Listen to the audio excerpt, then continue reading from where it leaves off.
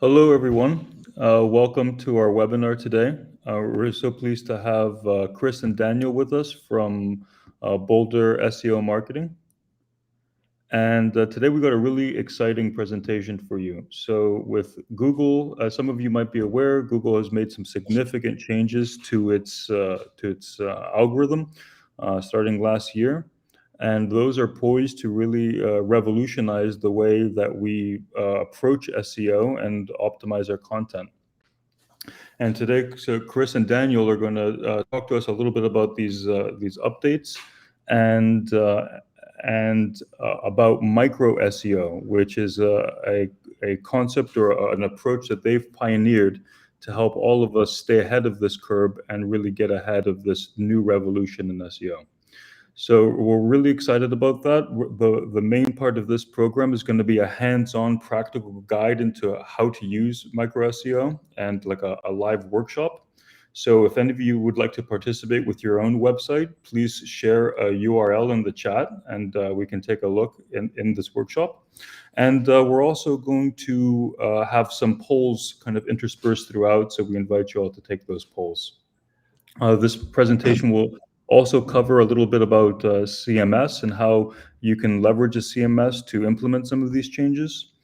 And we'll also talk a little bit about these kind of algorithm updates. But without further ado, I'd love to introduce Chris and Daniel. Chris, Daniel, could you tell us a little bit about yourself and about the work that you're doing with Boulder SEO? Yeah, cool. Hey, thanks so much for the introduction, Michael. I just want to give a heads up before we introduce ourselves. We have a very short amount of time, right? This is more or less, it's a pretty complex strategy that we developed. So we're just going to focus on the most important thing that, we hope you'll be able to implement right away. There's a lot more that you can learn about this methodology. So we shared with Storyblok the links to our recently held 2-hour, a little bit more in-depth workshop about this methodology. And then also you're going to get the link to it's a micro SEO guide that I wrote. You can actually simply Google micro SEO right now, micro SEO, and you'll find that guide at the very top. And then you could get a little bit more information about this methodology. But this is a great intro into this methodology. With that being said, as Michael mentioned, if you want to be part of this workshop, feel free to add your website into the chat, and we'll take a look and see if we can actually work with the website. So that being, yeah, Michael? I'll just throw in, because of the sake of time, we're going to have a Q&A too at the end. So please submit your questions and we'll get to them at the end as well. Cool.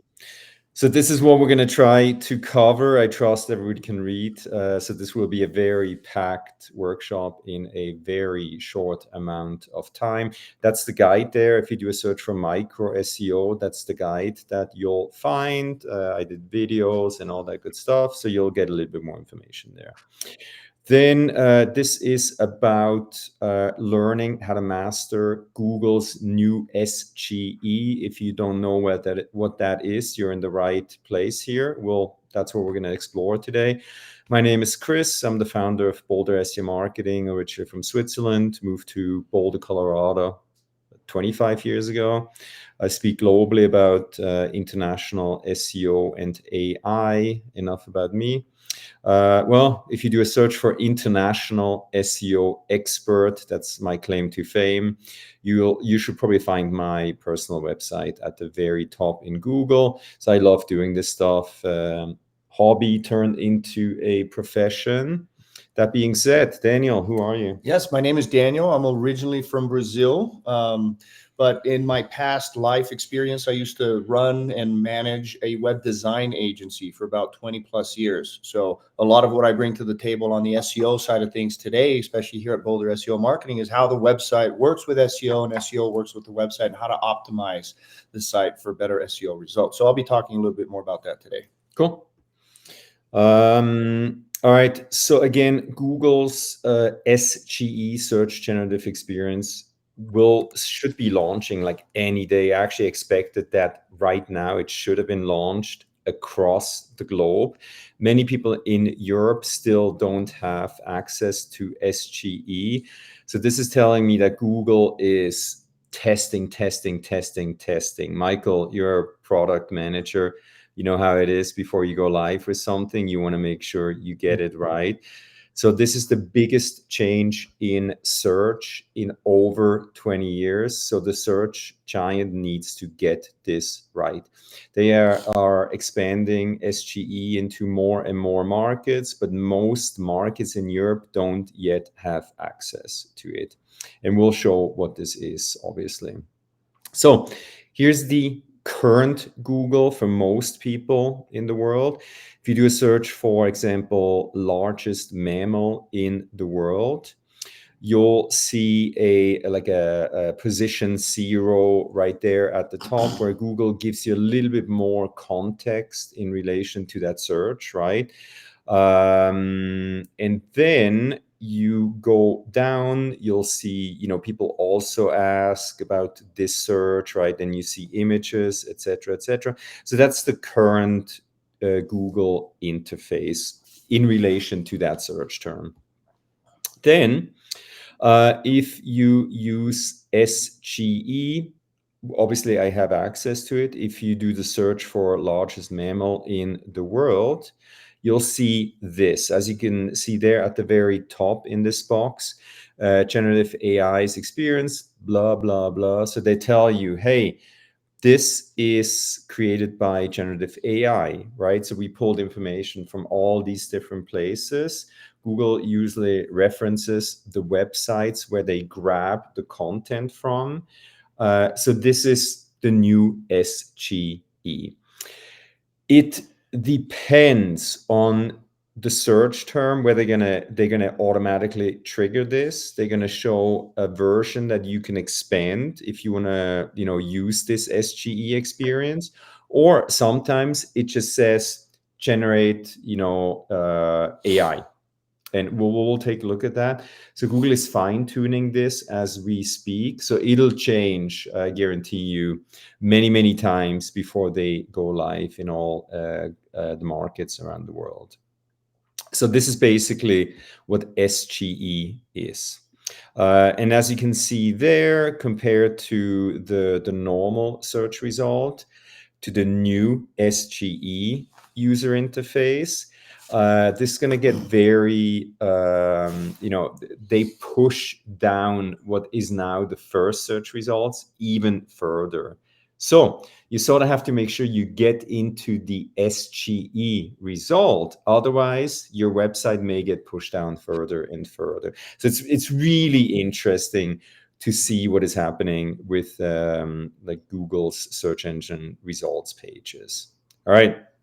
If you want to try to sign up for it, simply head over to labs.google.com.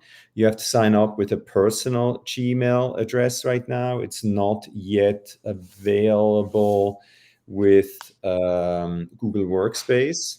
So you need to have a personal Gmail address to sign up for this experience. Okay. And then once you are in, you see this little bottle there at the very top next to images. So that's how you know that you are now in SGE. Okay. So this workshop is about a methodology that we developed after our own website got hit by a core algorithm update. We lost 80% of our organic search traffic. Terrifying. Mm-hmm. Went from too many leads to no more leads. So we're like, hey, we're going to have to do something really quick to get that traffic back. So we invented micro-SEO strategies. We trademarked that term. Anybody can implement this if you have the time, the resources, and the willingness to do that. But we fine-tuned this methodology over the last 3 years. I did speak at a conference in Denmark in September. So I took the new SGE into consideration. So we updated our methodology to implement SGE. And this is what this workshop is about. We'll show you how to take SGE results into consideration to get to the very top in Google. But basically for this conference in Denmark, I wanted to see, hey, how long will it take for me to get to the top in Google using our updated micro-SEO strategy methodology that now also takes SGE into consideration. It took 5 weeks. I created this SEO price guide over a weekend. Actually, obviously I had some help from writers, but so this is what this method, this workshop is about. We want to show you a proven and tested methodology that if you're willing to spend the time and resources to implement, you can actually do this yourself. Okay. And depending on where you are, we may not be number one in the US. If you do a search for SEO price guide, you should see that guide at the very top in Google. Okay.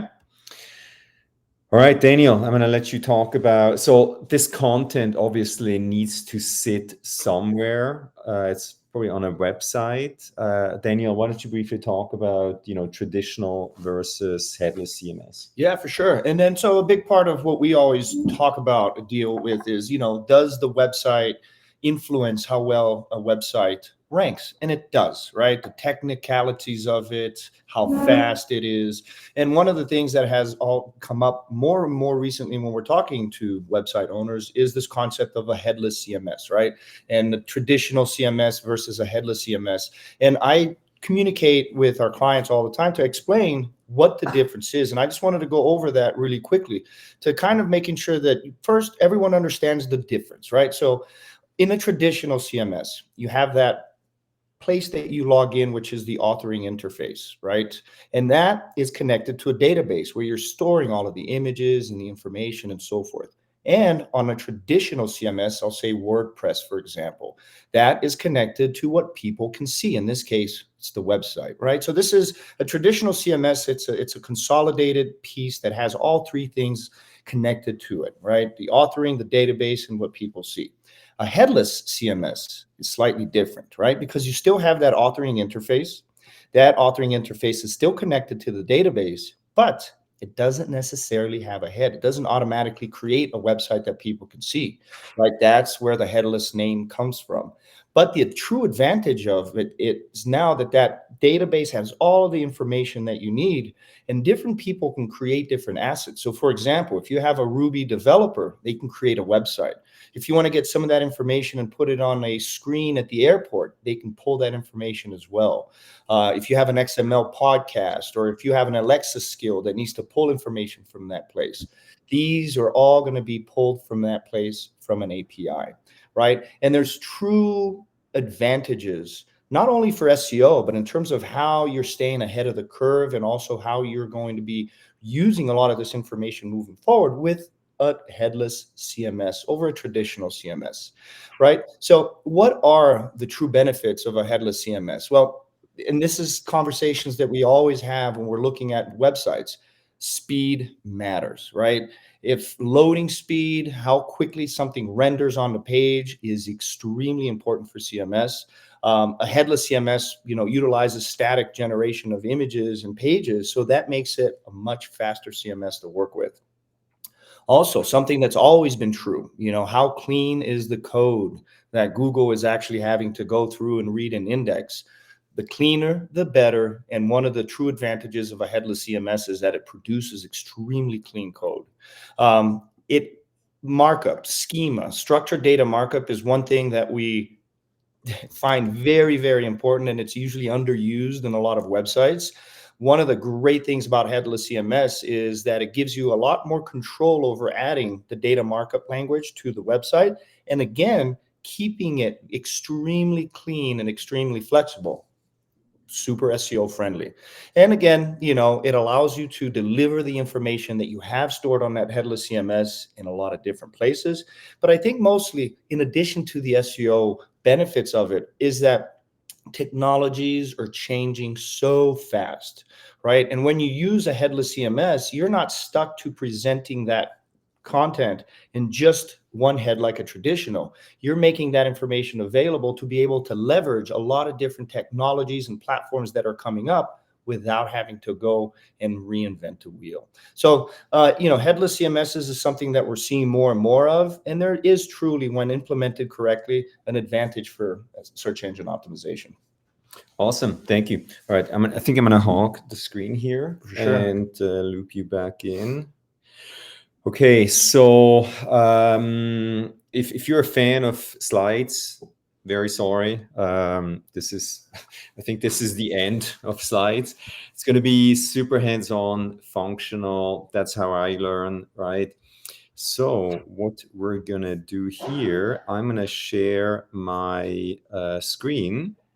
Chris, I should also just mention that we have some nice websites that have been, and URLs here. So whenever Awesome. you want. Cool. Yeah, I'll get to it. I have, let me see here. Okay. Let me, oops. Can you, hey, Michael, can you see the document that I prepared for this workshop? Yeah, pretty clear. Excellent.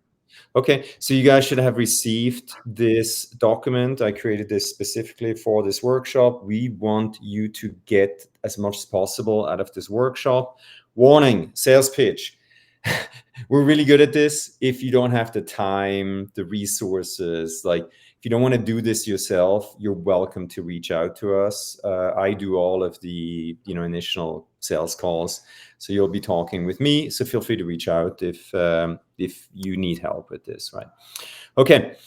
So this methodology that we're showing you is about this price guide that I did for this conference in Denmark. So proof is in the pudding, SEO price guide. Boom, we're at the very top.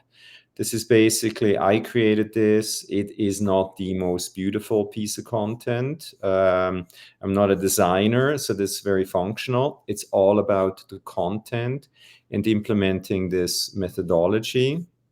So you have the link to this document. So you have a great example of what we're talking about here today, right?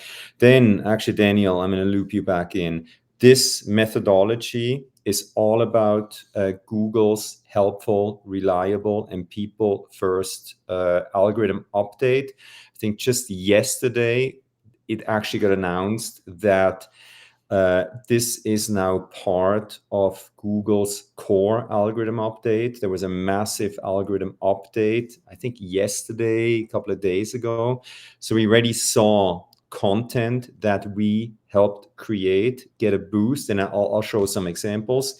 Daniel, if you quickly, very briefly want to talk about what is this helpful, reliable, people-first content? Yeah, for sure. And this is something that, it's been over time slowly becoming more and more of an important metric for Google, right? Back in the days when, a bunch of links and a bunch of different things you could play the system, Google has really focused more and more on the quality of the content. And this document here, which is really interesting, if you guys have access to, that document with this link, we use it for two things. Number one, we use it to look at when a specific piece of content that we find really important all of a sudden loses rankings. There is a checklist here that we'll go through very quickly that you can ask yourself questions about that piece of content to really figure out, okay, this is what's happened, or this is why we're getting penalized. And the second way that we use this document is creating new content, right? When we create new content, let's make sure that we're checking the boxes on here, because if we check the boxes and we create content with this in mind, this is essentially an outline that Google's providing us to say, this is what you need to create, right? So I'm not going to take too much time. I know we're, pretty much working on a very tight schedule, but the idea is this, right? It's creating focused on the people first content. Is the content that you are creating, is it focused on answering and a question that visitors have? Is it focused on helping them find the information that they need? Again, moving away from creating content optimized for, right? Google understands that and they know. Now, the other thing, which again, I think we'll talk a little bit about in more detail, is the EEAT score. You know, that is something that we want to make sure that the piece of content is really leveraging you as an expertise, trustworthy, authoritativeness, voice when creating this piece of content. Now, these three questions probably out of this document is the most important: the who, the how, and the why. Who created this? Was this created by ChatGPT, or was this created by an expert that actually took the time to do the research and create a piece of content with his twist on why this needs to be done in a specific way? How was this piece of content created? Was this a collaboration between writers? Was this done by, again, ChatGPT? But the biggest question is why. Why does this piece of content exist? If it's just a piece of content with a dump of information on there, it's not going to work as well if it truly has a purpose to help educate, answer questions, and take visitors on, a journey of going from top to bottom to truly become a better, more educated visitor to the website. So in a nutshell, take the time to go through this document. It's a very important document, but I think hopefully this kind of helps you understand the importance of it. Awesome. Cool. All right. So we talked about content here. Action items, I included the links to how to get access to SGE. Then, hey Michael, I'm not sure if you're able to share this link here in the chat. SE ranking. So I teach part of a master's degree at the University of Strasbourg, France. SE ranking, it's our favorite SEO tool. They give my students complimentary access, so we like to plug them a little bit. They also give people like you complimentary access for a month. We don't get a commission. It's simply like we like each other. We like to work with each other. So we'll be using this tool as part of this workshop. I don't think you even need a credit card to sign up for this tool. If you quickly want to sign up for this, you can actually follow the exercise here that we are doing. So that's an awesome tool that we like greatly. I'm going to close a few links here. There we go. Then, so AI content generation tools, so generative AI tools. So I think that Google Gemini, previously Google Bard, will be way better than ChatGPT. Why? Google has access to the most data on the internet. So I'm already seeing content that's being generated by Gemini is getting better and better.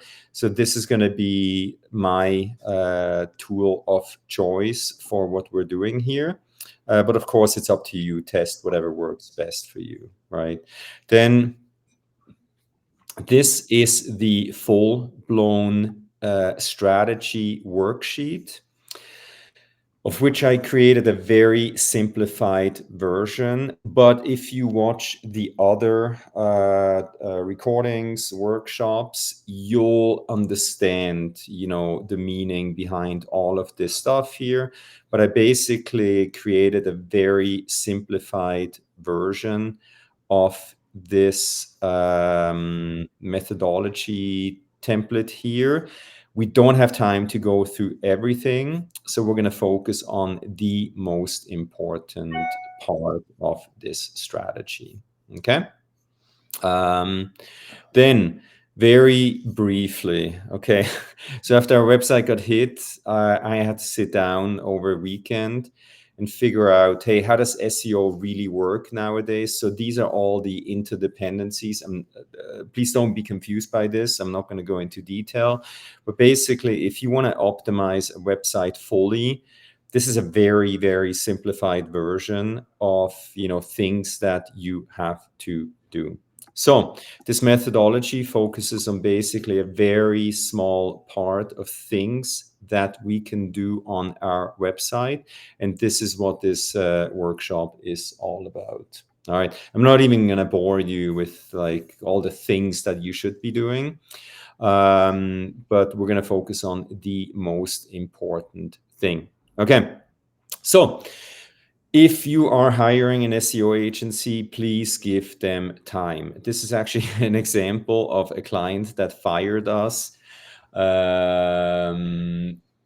just before things took off, right? Very sad. We had long conversations. We're like, hey, we need time. This doesn't just happen overnight.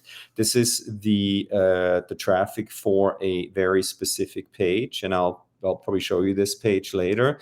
I think they fired us here, and then traffic is taking off. But the sad thing is they're missing out. There's so much more that we could and should be doing. So this should actually go like this, right? So if you work with an SEO, give them a little bit of time.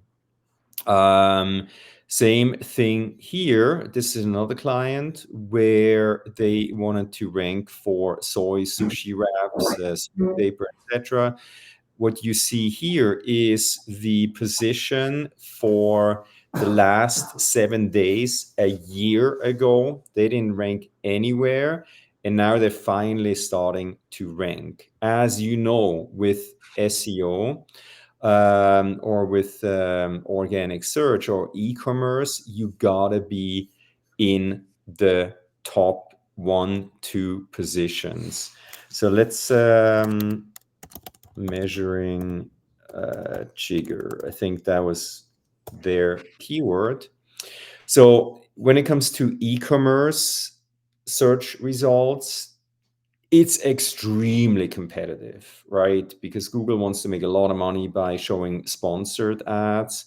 Then look at this, there's a position 0, then there's images, then there's people also ask, look at this is a former client. We now have them organically at position 2. They were way below, so it takes a little bit of time to get up there. And I have no doubt that I think we can get them into the top position, as we did with, I think, another one of their keywords. So they sell pour spouts. So check this out. So these are paid ads, right? And we got them to rank. This is a micro strategy that we did for them, even before, well-known websites like, Reddit. Oh, look at that. We actually got their product page to rank as well. So even we outranked Amazon. So this stuff takes a little bit of time. So please give your SEO the benefit of the doubt. If it's a good company, they know what they're doing. So give them a little bit of time. Here is a great example of somebody that actually gives us time. Unfortunately, I cannot name this client, but what you're looking at here is organic clicks year over year, 3 months, the last 3 months versus the same 3 months year over year. As you can see, organic search traffic increased from 29,000 to about 45,000. If you're an e-commerce business, you know that every additional click, visit to your website, there's a dollar amount assigned to that click, right? So they're super happy. They let us do our stuff. So I hope I made my point. Okay, let's get into it. We have half an hour left here, so I want to make sure we can actually show you how this stuff works. Again, here's the link to that price guide that we developed. I do recommend make a copy of this document here. Use this document as you see fit. Feel free to change it as you see fit. But basically, this is where I recommend you create the content. You can share it with your team. Make it a collaborative effort. Don't send MS Word docs, via email. Just do this stuff online. Share it with the team so that you can get the best results out of this effort. All right, general instructions. That's a very short checklist. Make sure use eventually your content through a tool like Grammarly. Google pays attention to the your grammar. Then keywords placement. We're going to optimize each and every piece of content that we work with for about 3 to 5 keywords. We'll do a tiny bit of keyword research in a second. Make sure to include all of them in your content, obviously. Hyperlinks, very important, internal and external. Do a internal hyperlinking, link from other pages to your micro-SEO strategy page. And then external links, probably one for each 100 words. Include one high-quality external link to a page like Wikipedia, etc. Use headers, H1, H2, H3. Try to include target SEO keywords. Google pays a little bit more attention to what's in those H1s, H2s, or 3s. And then you're not going to believe it, but oftentimes I come across extremely good content, but there's no call to action. Give me an opportunity to engage with your website. Buy now, like register for a webinar. Just have a call to action. Okay. Then AI is great. We do use AI for this process, but do not use AI to create the content that you want to rank organically in Google. Obviously, do not plagiarize. Those are the 2 major no-nos. So with that being said, let's get into it. Let's see if we have some good websites here. I would love to use a real example.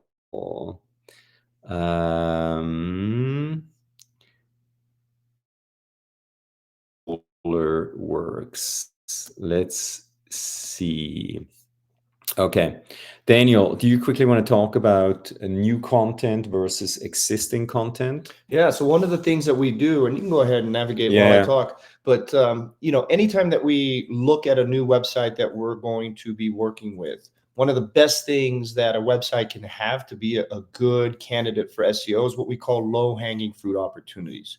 And a low-hanging fruit opportunity is what? It's a good keyword for the business that has high intent, that has good search metrics, but you're not on the top of page 1 yet, maybe on the bottom of page 1, top of page 2. And the reason for that is because it is much easier for us to push already a keyword that's ranking somewhere down there to the top of page 1 than it is to start from the ground up. So the first thing we do is we look for low-hanging fruit opportunities, which Chris will talk about in a second. And if we find those are always going to be our priority. Let's find these pages and let's use these pages as the foundation for creating a better page. The only difference is that when we create a better page of a page that already exists, it's very important not to change that URL. There's a lot of optimization that you're going to do on that. If we look at a page or a website and say, hey, there's no low-hanging fruit opportunities, this is really a website that is going to start from the ground up in terms of strategy. 2 things to keep in mind. One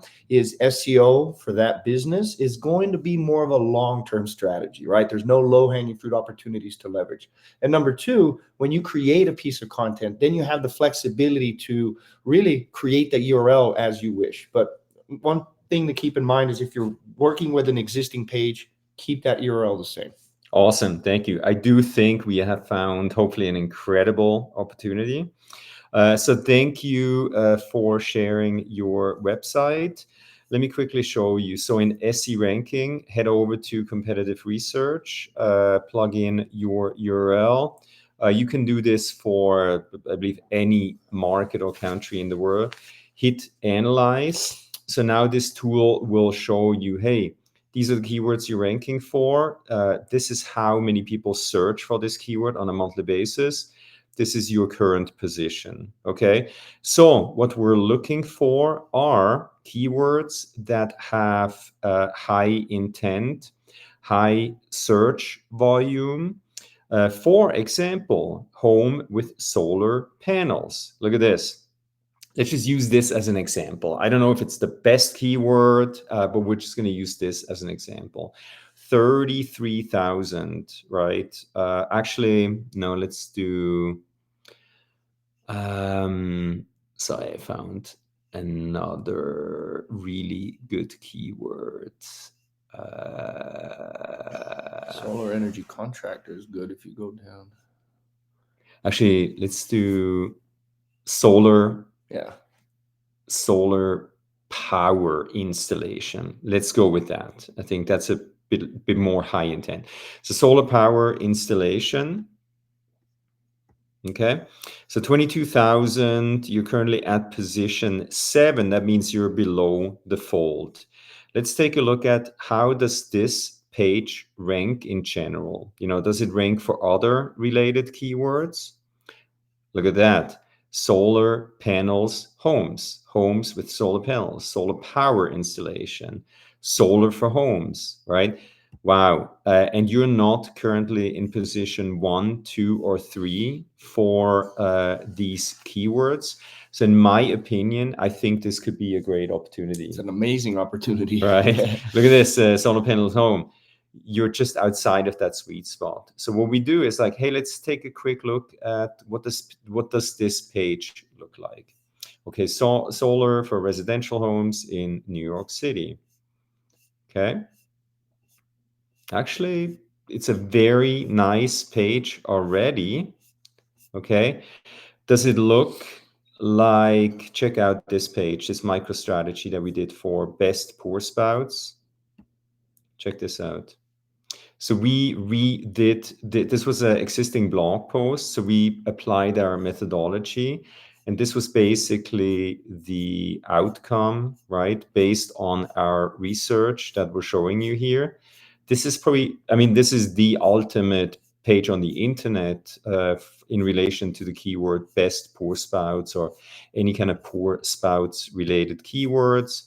It's ranking at the top in Google globally, I believe, in English-speaking countries. So if we compare that to nice call to action, to your page, I do think we have room for improvement. So let's go with this page, right? Again, it already ranks pretty well for a number of high intent keywords. So let's do this. We're going to just grab one keyword, 33,000. We're currently at position 4. Let's take a quick look at the search engine results pages on Google. So we got image ads up here, sponsored. They're probably paying a lot of money, right? Then energy.gov, that's a government entity, ranks. Then Forbes. That's a tough website to beat. And then we got, this stuff here. Oh, we got Tesla. All right. So that could be a bit challenging, but let's use this as an example for this exercise here. All right. So we're heading back to our guide here. Is this a new or existing page? Existing page. Then let's do create the ultimate guide about solar panels for a house. I'm just going to keep this sweet and dirty, just like straight to the point. I just want to make sure you understand how to potentially do this yourself. Okay, so get clarity what we're going to do. So this is going to be the ultimate guide about solar panels for a house. You can expand this, of course. Then let's dive into how we are using AI for this process. So we're not just going to shoot the from the hip. I'm going to ask Gemini to help me create buyer personas. So this is Gemini, previously Bart. So I'm planning on creating the ultimate. Now let's use our keyword here, ultimate guide about solar panels. Where do we have Gemini again? Okay, plan on creating the ultimate. There we go. Let's keep this short and sweet. please help me define 3 buyer personas.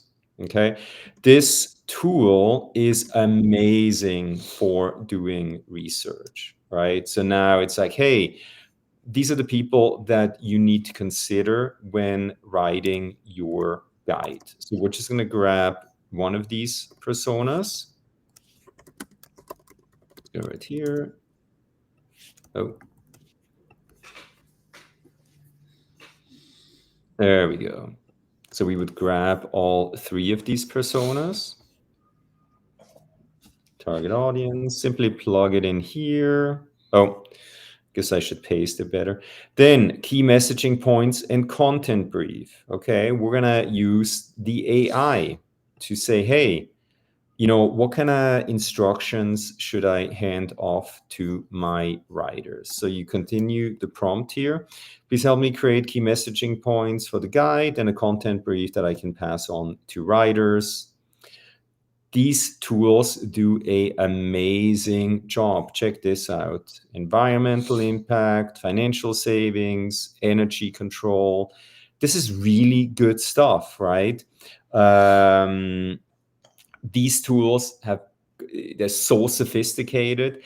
Oftentimes this will do. We usually, you know, obviously we review the information, make sure it actually makes sense, and then, you know, simply plug it in here. And then, you know, if you can't measure it, don't do it. So set a quantitative goal. For example, you know, you want to be #1 in Google within 6 months, or you want to achieve this or that. Make sure you can actually measure it. So set a goal, right? Qualitative goal could be you want to be part of Google's new SGE as a resource. Let me quickly show you that. So we're going to use this keyword. So this is SGE. Let's see if it actually triggers an SGE result. Look at that. Oh, here we go. So you actually have to tell it, hey, please generate an AI-powered overview for this search. So quantitative goal could be your guide should be included as part of being shown here in the SGE result, right? So we have NerdWallet, Best Buy, these websites. So if you're in this list here, there's a good chance that you're going to get traffic to your website. Okay, let's quickly hit that. How much time do we have? 15 minutes. Oh boy. Then key messaging point, set your goals. Keyword research, if we're going with an existing page, grab the keywords, the 3 to 5 keywords that actually make sense to rank for, right? So those are going to be your target SEO keywords. Add them here. I'm not going to talk about page title, target URL, meta tags, etc., etc. That's all stuff that you can learn by watching the 2-hour-long webinar that you have access to. What I want to show you is how to do the SGE analysis. Okay, so now that we know the keywords that we want to rank for, we're going to do the SGE analysis. And let me show you what I did for the SEO price guide. So basically, a simple Google Doc will do where you list all the keywords that you want to rank for. Then simply do a Google search with access to SGE. In this case, one of the keywords was SEO costs. Okay, so Google will show you an SGE result here. Simply grab that content. This is what I call the most critical information, MCI. And then I simply pasted it into this Google Doc. I did the same thing for the other keywords. It's slightly different content. Okay, so I did this for all these keywords. And then I grabbed all of this content, I pasted it into Google Gemini, and I said, hey, please clean up the below list of different SEO pricing options. So the more context you give this tool, the better the output. So I cleaned it up a little bit. I created a bulleted list of all the content of the most critical information that I identified. So I said, hey, clean this up. And then check this out. So here's a cleaned up and organized list of different SEO pricing options. So the tool identified that I need to talk about monthly retainers, hourly services, per project, small scale, etc., etc. So this is all stuff that Google is showing in relation to the search terms that I want to rank for. So I know for a fact, right? If I do a better job creating a piece of content that includes all of this stuff, there's already a really good chance to rank at the top in Google. Now, Daniel, do you want to briefly talk about the SERP analysis while I set this stuff up here? Yeah, for sure. So, in summarizing, what we're doing is we're getting a page that we want to rank above all of the other pages. And we're using pretty much 3 different, researches to make sure that we're going over everything. One of them is we asked, Gemini to do this outline. The other one is we did the SGE research to say, what are they showing up there? And then the last one is that we do a SERP analysis. So we get that keyword. We're going, and there's 2 ways to do it. SE ranking is going to show the easier way, but the more traditional way, if you want to kind of spend the time, is to go to Google, put in the keyword, and look at the 10, 15 top results and open up each one of these pages and look at what elements these pages have, right? What features, what H1s, what are they talking about? Do they have testimonials? Do they have schema? We're going to pick and choose now from all of these top resulting pages in the traditional rankings right now. What are additional elements that we can add into our page to turn our page truly into the ultimate piece of information? Perfect. All right, so SD ranking, the content editor tool, this is amazing. Instead of doing this stuff manually, simply plug in, the keyword, the region you're targeting. Then let's get going here. This will take a little bit of time. If you want to do this manually, simply plug in your keyword right into Google. This is the sponsored stuff, and then look at, what pieces of content do you need to outrank? And I don't know if this is correct or not, but I'm just gonna select the top 3 pieces of content. I'm not gonna go with Tesla. Let's do this guy, right? Solar cheat sheet, your guide to solar panels. So basically, if you do this manually, take a look at what these websites are talking about. A lot of Q&As here. Learn more about how to go solar, stories, etc. So all these websites give you a great indication of what needs to be on your page. Okay, so this is nearly done here, and we have about 5 minutes. That should be enough time. So I quickly want to show this tool. A couple more seconds here. All right, excellent. So this tool now allows you to select or deselect your competitors. So it really does a good job, like having a good idea on what you should be selecting. So we're going to go with those. Then based on the input that I already put in there, it's going to give you an overview. Hey, this piece of content needs to be X amount of words. You have to have X amount of headings, etc., etc. Okay. Then here, what is important? You want to expand this to 250. Then uncheck this. Okay. You can add more keywords that you want to rank for. So we're just going to go solar panels for a house. Scroll down. All right.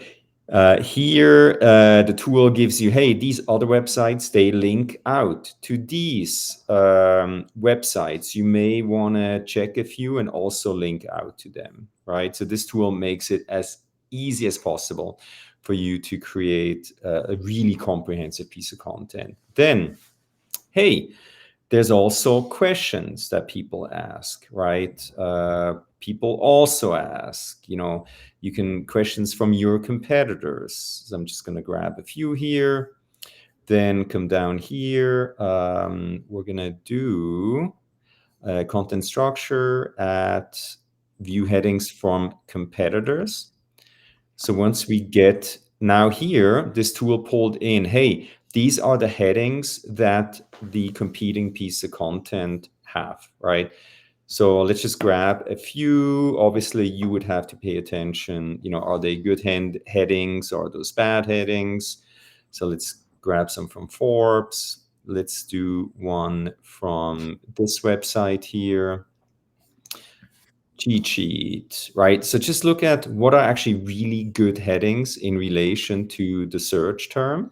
All right. So you would do this for all these competing pages, then move on, go to content editor. Now you're in the content editor interface. Click on outline, content structure. So these are now the headings that we pulled in from our competitors. Again, you're going to go through these. You're going to say, yeah, I think my piece of content needs to have, talk about this stuff. Yep, I think that's good. I think that's good. That's perfect, right? Then the links that we selected, we're going to include that. The questions, oh yeah, we need to, include this question. Yes, this is a great question. Boom, here we go. Now we've done the SERP analysis in record time. Now what we're going to do is combine the MCI with the SERP analysis. And that is now the tricky part where, Daniel, if you briefly want to talk about wireframing, how we pull everything together. So now we know the content that we need to have on there, how we're going to put everything together into something that makes sense. For sure. So the one thing that we don't want to do is end up with a big piece of content that looks like a cinder block, right? Because the usability is going to be terrible. And because the usability is going to be terrible, the SEO is going to be bad as well. So what we want to do is we go through a process of creating a wireframe. And you'll see this is a wireframe for a project that's pretty long page. And this serves two purposes. Number one, it explains to the writer how this is going to be broken up so they can actually format the content in specific ways that it's going to fit the different areas. But number two, when this gets to the designer, we're making sure that we're creating this content in a way that it's digestible, it's enjoyable to navigate, and it has call to actions on the page. Because nothing's going to kill the page more than a high bounce rate, right? If we create this in a way that people look at that and say, absolutely not, then they turn right away, that's going to hurt SEO tremendously. So this is when the UI and the UX play a pretty important part on how do we get all of this information and convert it into a very digestible and enjoyable page. Awesome. All right. So I just learned that it's nearly impossible to showcase this methodology in an hour. Michael, if you want to go back to the slides.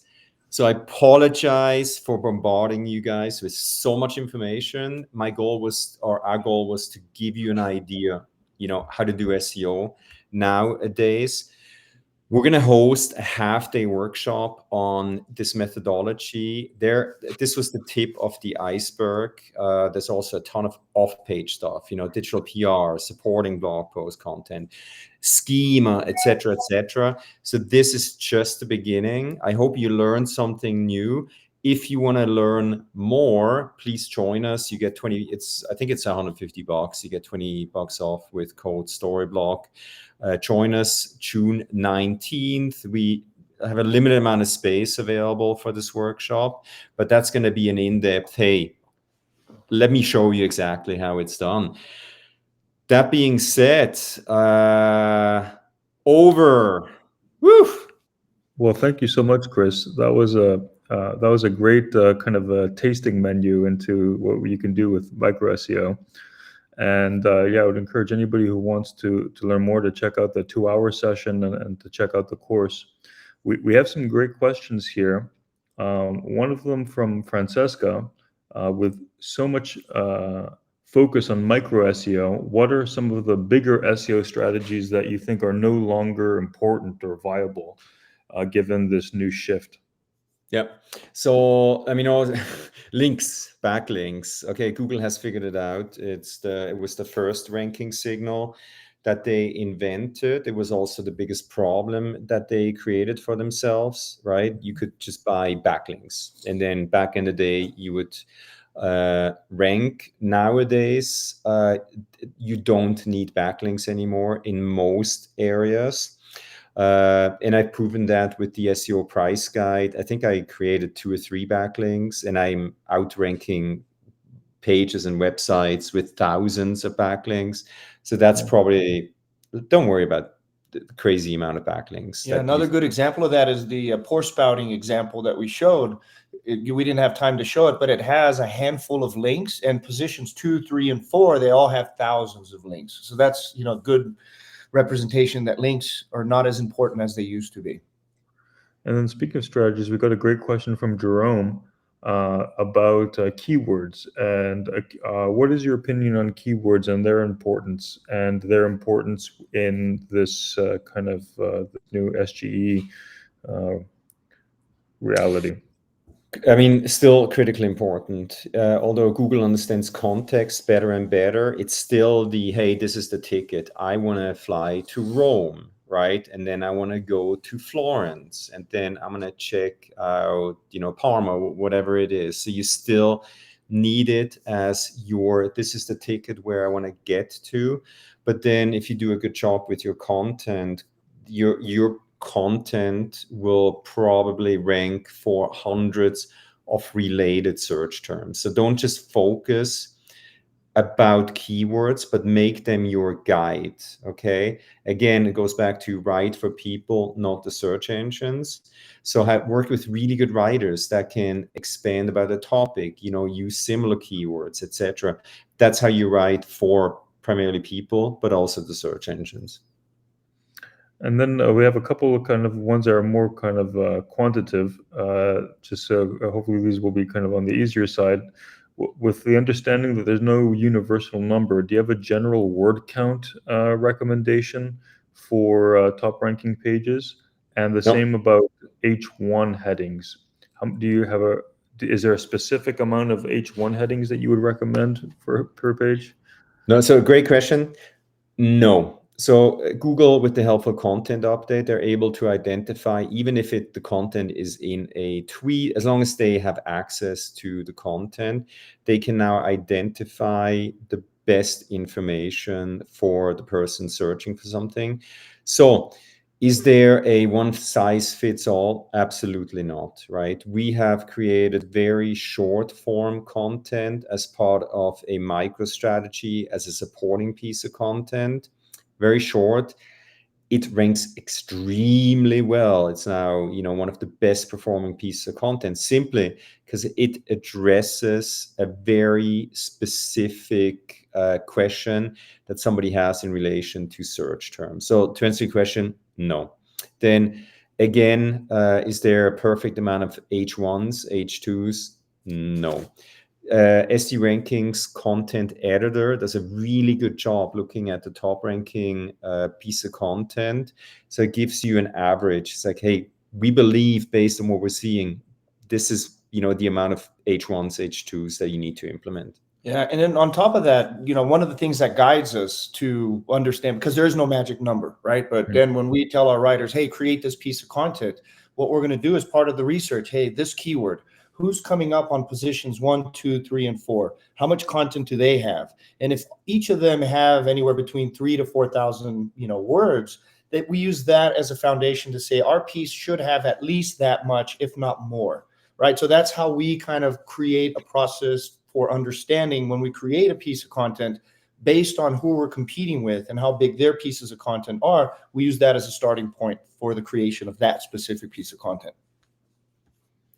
Well, great. Thanks, Daniel, and thanks, Chris. This is a great introduction. I've personally learned just a ton, and wow, that looks like a pretty seismic shift is upon us. So it's great that you guys are ahead of the curve, and I look forward myself to checking out your course and checking out your other materials. Yeah, I mean, also, this is so Go ahead. exciting. You know, I've been doing this for 25 years. I'm like, finally, something is changing with SEO. And the consensus, a lot of Aleda Solis, another international SEO expert, did a poll. You know, how do SEO agencies feel about SGE? Shockingly, most of them are concerned about it. Here at BSM, at Boulder SEO Marketing, we're thrilled. We have figured it out, right? So it's exciting. I hope everybody learned something new here. Ping us if you need help with this stuff. Join our course if you'd like to learn more. Yeah. Great. Well, thank you very much, everyone, and thank you, Chris and Daniel, for your time. Cool. Absolutely. Awesome. Thank you so much for having us. Bye, guys. Thanks so much for your interest. See you.